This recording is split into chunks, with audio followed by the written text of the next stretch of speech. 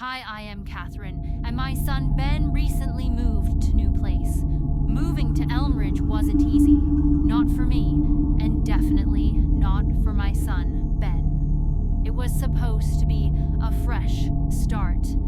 After the divorce, I needed a job that could support us, and this small town had the opportunity I couldn't ignore.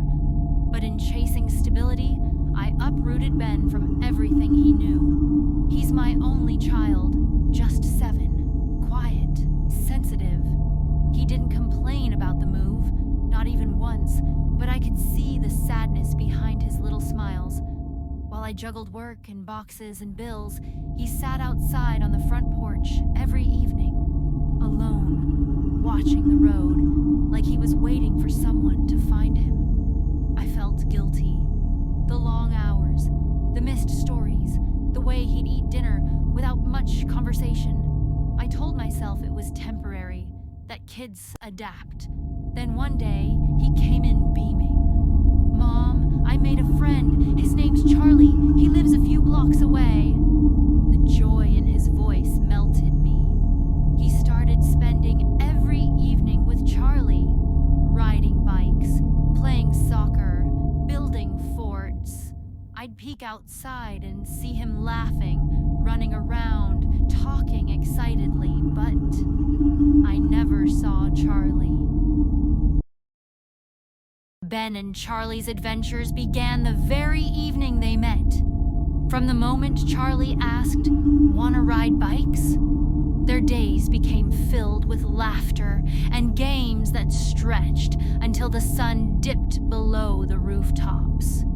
They rode their bicycles up and down the quiet lanes of Elmridge, racing each other through narrow alleys and pretending they were explorers discovering hidden lands. Charlie always knew the best shortcuts and secret spots, like the old treehouse in the woods or the forgotten path near the dried-up creek. They claimed these places as their own, building forts from branches, hiding secret treasures, and drawing maps with chalk on the pavement. Afternoons turned into imaginary missions. One day they were space adventurers. The next, they were detectives solving pretend mysteries. They kicked around a weathered soccer ball in the empty park, keeping score with laughter, not goals. Charlie had endless energy and ideas, and with him, Ben felt brave, alive, and never alone. Sometimes they'd lie on the grass and watch the clouds float by, making up stories about the shapes.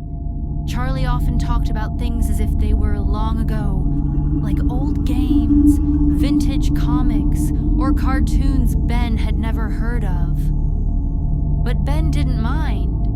In those moments, time didn't matter. Only friendship did. And with Charlie, every evening felt like magic.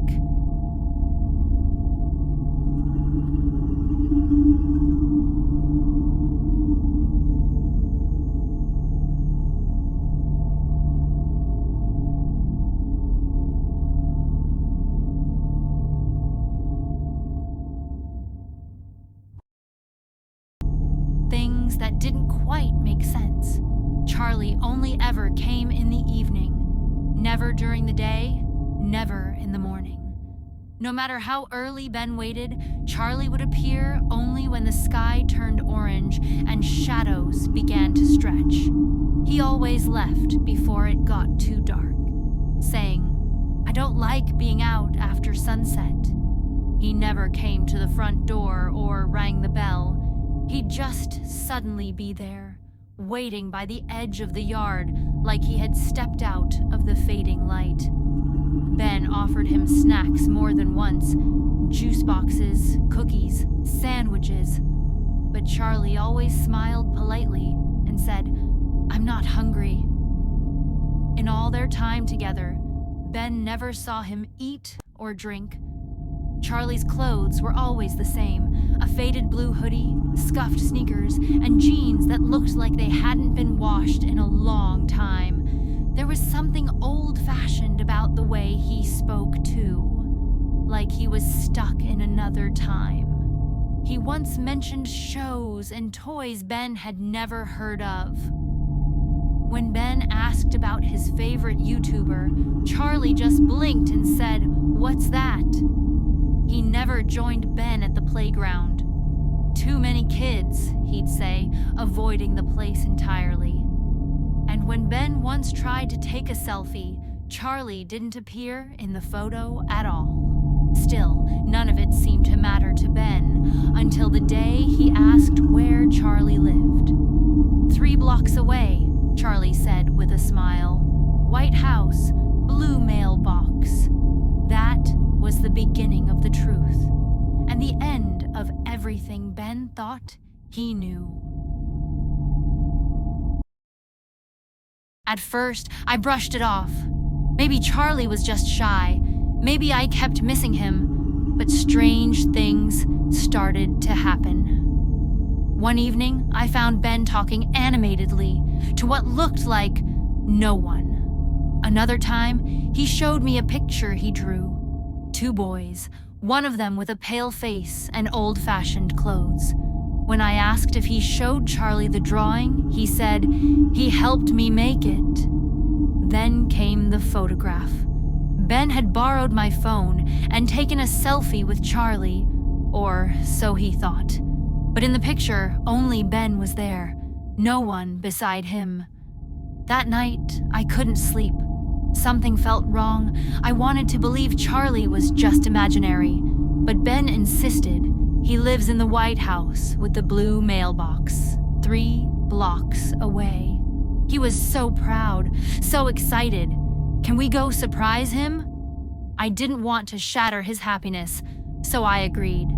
We walked to the house, white walls, blue mailbox, just like he said. An elderly woman answered. When Ben asked for Charlie, she froze.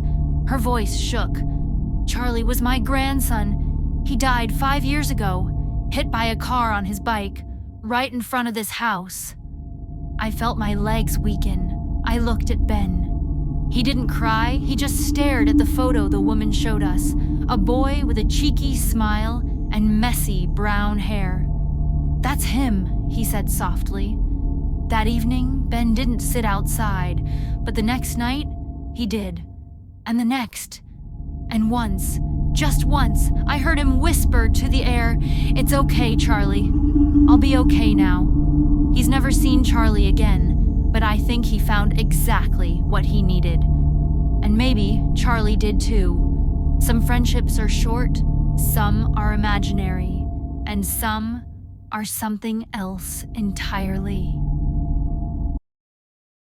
The idea came suddenly to Ben, like a spark in his chest. "I want to surprise Charlie," he said one Saturday morning at breakfast. I looked up from my coffee, surprised. "Surprise him?" "Yeah," he nodded, eyes lighting up. "He said he lives 3 blocks down. White House, blue mailbox. I want to go and say hi." I hesitated. A small part of me still wondered if Charlie was real. I'd never seen him myself. No neighbors had mentioned a boy his age nearby, and there were the odd things. But Ben looked so happy, so certain. I didn't want to be the one to cloud that joy, so I smiled and said, "Okay, let's go." It was a quiet, overcast afternoon. We walked hand in hand past rows of identical houses, counting blocks as we went. The streets of Elmridge always felt a little too silent, like they held old secrets in the cracks of the pavement.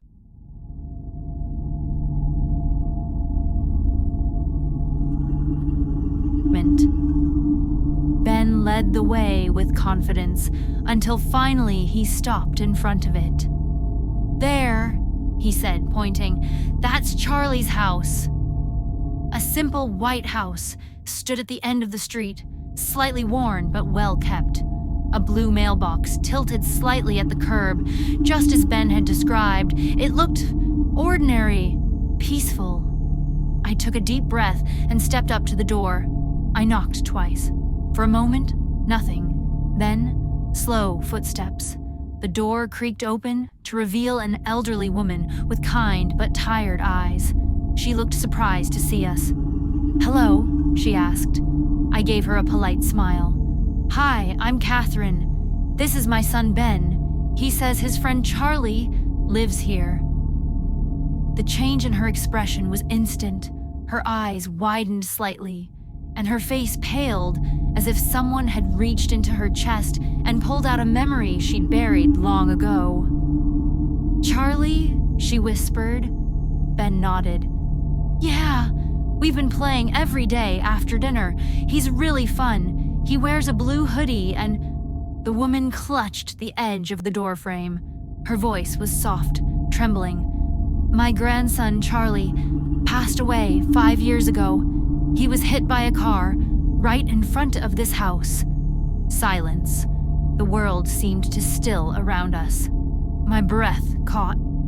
I looked at Ben, who just stood there, frozen, eyes wide, trying to understand. "I'm sorry," I said, my voice shaking. "Are you sure?"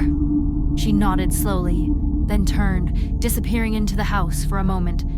She returned with a small, framed photograph. It was him, same mischievous smile, same messy hair, same eyes full of life. Ben stared at the photo for a long time. "That's Charlie," he whispered. The woman's hand trembled as she offered it to him. "He was 8. He loved soccer. He used to ride his bike around the block every evening." Just like Ben had said. I wrapped my arm around my son, unsure whether to cry or speak or just run. But Ben didn't look scared. He looked calm. "He just wanted someone to play with," he said softly. And I believed him. After the visit to Charlie's house, everything changed. Ben didn't speak much on the walk home. He held my hand tightly, his small fingers wrapped around mine, but his mind seemed far away, wandering through memories and questions too big for a 7-year-old heart. I didn't push. What could I say? How do you explain a friendship that shouldn't have been real, but somehow felt more true than anything else? That evening, for the first time in weeks, Ben didn't rush outside when the sun began to set. He sat by the window instead, hugging his knees, watching the place where Charlie usually appeared, the edge of the yard near the old oak tree. But Charlie didn't come. He didn't come the next evening either. Or the next. A quietness settled over Ben. Not a sad kind of silence, but a thoughtful one. The kind that comes when you're learning how to let go. Sometimes I'd see him smiling faintly at nothing, as if remembering something warm. Other times, he'd whisper softly at the air, "Thanks, Charlie. I hope you're okay." One night, about a week later, Ben stood by the oak tree again. The wind was still. The sky was deep purple. He whispered into the breeze, "It's okay. You don't have to come back. I'm not alone anymore." I watched from the porch as he stood there, eyes closed, a peaceful expression on his face. And though there was no sign of Charlie, no footsteps, no voice, something in the air shifted. A sudden hush, a soft warmth.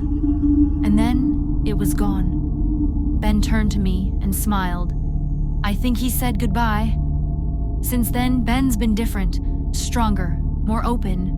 He made new friends at school, started drawing again, laughing again, but sometimes he still talks about Charlie, not with sadness, with gratitude, because some friendships, no matter how brief, leave permanent marks on our hearts. And even if the world doesn't believe it, we know Charlie was real. He came when Ben needed him most. And when it was time, he left with love. Bittersweet, yes, but beautiful too.